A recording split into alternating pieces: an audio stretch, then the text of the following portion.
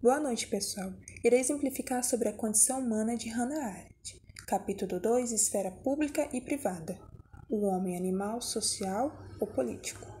É o desempenho da vida humana na qual exerce atividades com a finalidade de criações que podem transcender de tal forma, pois existe tal relação com o mundo a qual está interligado. Este desenvolvimento acontece pelo fato de que todos os homens vivem juntos. Deste modo, a ação e a prerrogativa exclusivamente do homem, na qual não tem efeito no animal e nem em relação ao Deus descrito pelo Platão. Segundo o pensamento grego, desmistifica a ideia de que a companhia natural que ocorria pela limitação imposta da necessidade da vida biológica, na qual cujo centro é constituído pela casa e pela família.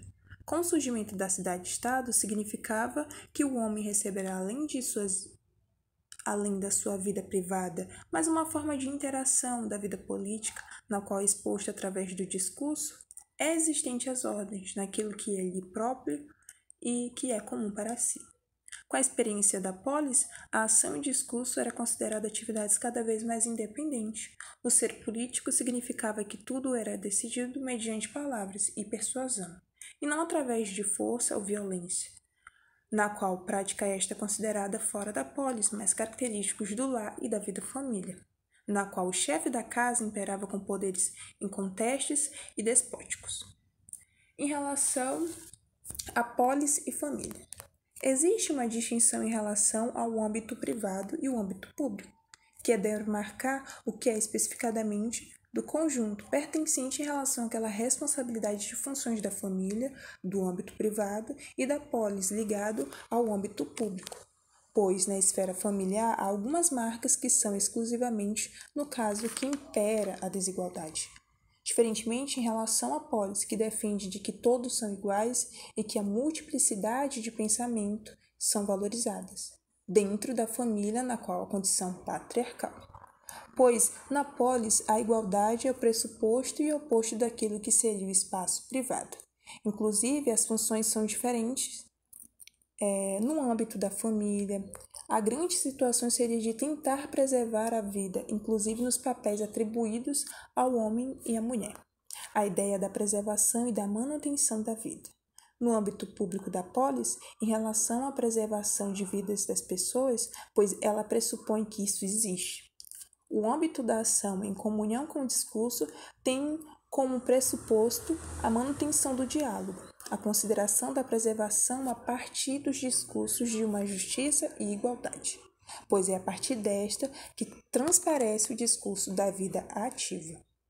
Seguindo a linha de raciocínio em relação à promoção do social, há na modernidade uma espécie de confusão de papéis, público e privado, pois é no espaço público que o trabalho passa a se caracterizar como aquilo que é exclusivo do âmbito privado. Por exemplo, a busca pela própria sobrevivência.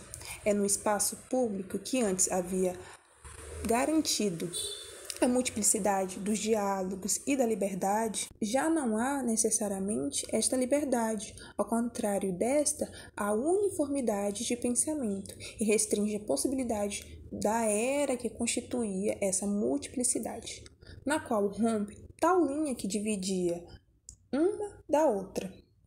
As consequências destas se descreve a partir do momento quando, no âmbito público, justamente pelo fato de não desfrutar da liberdade do espaço público, vai ser exatamente este espaço público o lugar da desigualdade, da violência e também da hierarquia, na qual a autora relata que, embora nos tornamos excelentes naquilo que elaboramos em público, a nossa capacidade de ação de discurso perdeu muito de sua antiga qualidade, desde a ascendência da esfera social, baniu estes últimos para a esfera do íntimo e do privado, na qual considera a condição moderna, decorrendo deste a esfera pública o comum.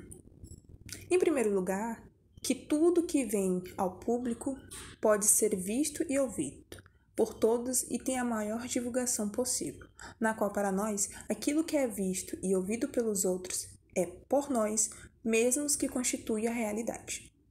que, embora a intimidade de uma vida privada plenamente desenvolvida, tal como jamais se conheceu antes do surgimento da era moderna e com o declínio da esfera pública, na qual intensifica todas as emoções subjetivas e sentimentos privados, pois esta intensificação sempre ocorre às custas da garantia da realidade do mundo e dos homens. O sentimento da dor física, na qual não colocamos a público, é inexplicável para a compreensão de terceiro, no qual há caracterizado algo privado. Em segundo lugar, o público é o próprio mundo. Na medida em que é comum a todos nós, é diferente do lugar que nos cabe dentro dele, no qual tem a ver com o artefato humano, com o produto realizado pelo homem, com os negócios realizados juntos, na qual habitam no mundo feito pelo próprio homem. Ao decorrer disto, a ambos os casos, os homens tornam-se seres inteiramente privados e